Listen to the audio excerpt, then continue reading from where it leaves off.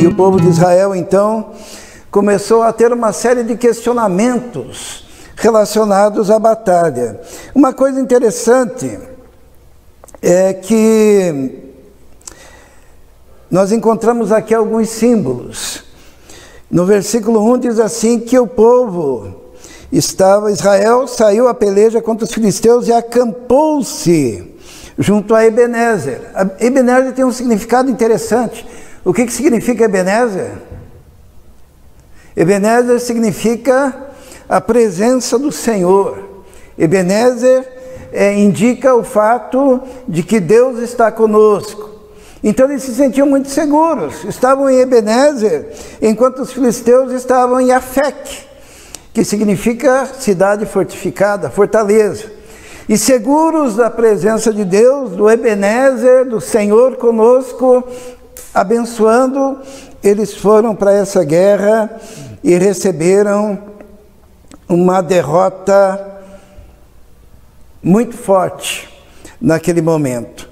E eles começaram a se questionar: por que será que Deus permitiu que o seu povo, que tem a promessa da presença do Senhor, tivesse sido derrotado naquela batalha, né?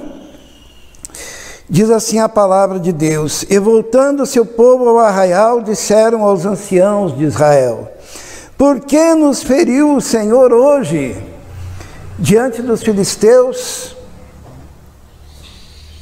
Muitas vezes nós temos esse questionamento na cabeça da gente, né? Nós estamos fazendo tudo certo, nós estamos na igreja, nós carregamos a nossa Bíblia debaixo do braço, né? Muitos até têm uma cruz assim que colocam no pescoço. Nós cantamos os nossos hinos, nós nos reunimos na igreja, nos louvores. Por que será que veio essa derrota? E a pergunta deles é a mesma, né? Eles pensaram assim: o que aconteceu? Será que o Senhor nos abandonou? Inclusive eles dizem assim: por que nos feriu o Senhor hoje diante dos filisteus? Eles estavam angustiados com essa situação. E nós temos algumas afirmações a fazer e queremos aplicar essas afirmações ao nosso dia a dia, à nossa vida. A primeira afirmação é que símbolos religiosos não substituem a integridade diante de Deus. Aquele povo saiu à guerra, o exército saiu em guerra, baseados no fato de que eles estavam num lugar que tinha um grande símbolo de vitória. Ebenezer, o Senhor está conosco, o Senhor nos acompanha, afinal nós somos povo de Deus.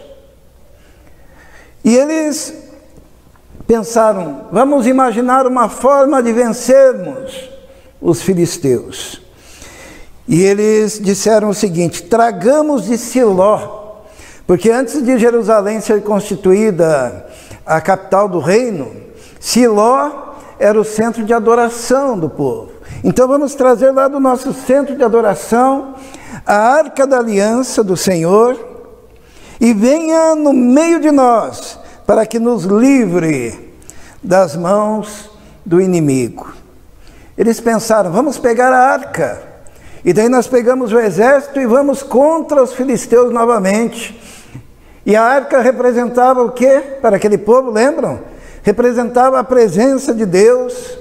Lembram quando eles passaram o Jordão e os sacerdotes carregaram a arca e o Jordão se abre e eles passam, porque lá dentro da arca tinha 3 coisas. Alguém lembra? As tábuas da lei dentro da arca, as tábuas da lei, o maná e a vara de Arão, aquela vara que floresceu. Então simbolizava a lei do Senhor, as tábuas da lei, a liderança de Moisés, né? E o suprimento do Senhor, o maná, e a vara de Arão, que seria o símbolo de autoridade. Então eles estavam com o símbolo da presença de Deus, com todos os símbolos da sua religiosidade, E eles carregaram aquela arca para o meio da batalha, porque imaginaram o quê? Que aqueles símbolos religiosos iriam ser suficientes para fazer com que eles se tornassem vitoriosos na batalha.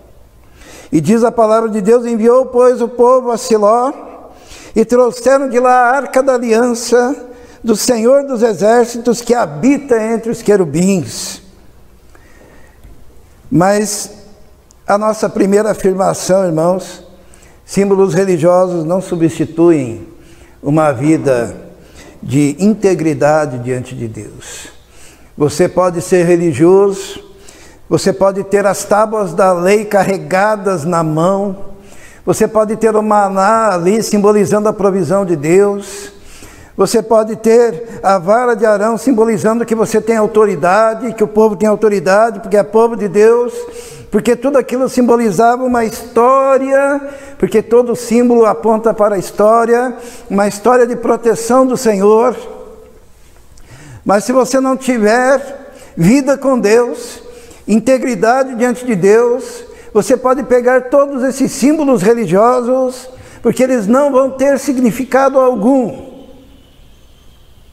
Templo é símbolo, ceia do Senhor é símbolo, batismo é símbolo, carregar uma Bíblia é símbolo, ter uma vestimenta é símbolo, ter um peixinho do cristianismo na porta é símbolo, ter um vocabulário que o identifica como crente é símbolo.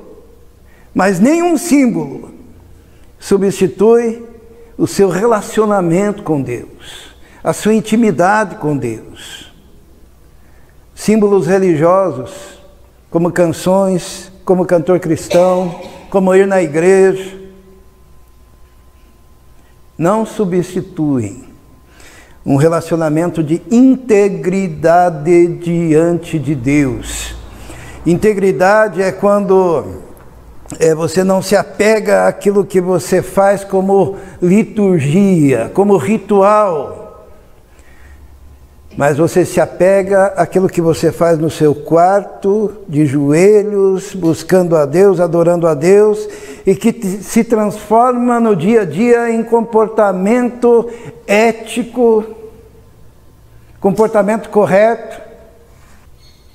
Como é importante ter tido um encontro genuíno com o Senhor Jesus, porque aquele que está com o Senhor, ele quer viver em integridade diante do Senhor. O povo de Israel se apegou aos símbolos, pegou a arca, se fundamentou no fato de que lá dentro estavam os mandamentos. Tem gente que ama mais aos mandamentos do que ama a Deus, que é o autor. Tem gente que ama mais o maná do que ama a Deus, que é aquele que o dá. Tem gente que ama mais aquele sentimento de autoridade, em nome de Jesus. Mas se você não tiver vida com Jesus, é só uma palavra. E aquele povo então pegou a arca da aliança, colocou no meio do exército e foi para a batalha. Pensou, agora nós vamos vencer.